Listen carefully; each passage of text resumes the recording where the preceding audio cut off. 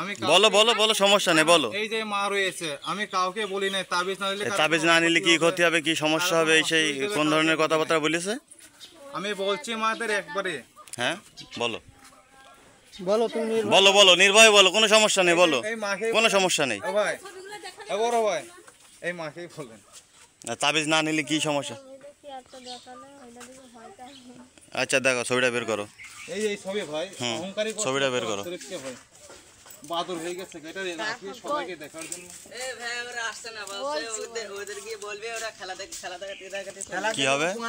এই যে ওই অমনিতে চলে যাচ্ছে ওরা, আসছে না। এই যে ভাই, ওই যে কোরআন শরীফকে অবহেলা করছিল ভাই, অহংকারী করছিল না, বাদর হয়ে গেছে।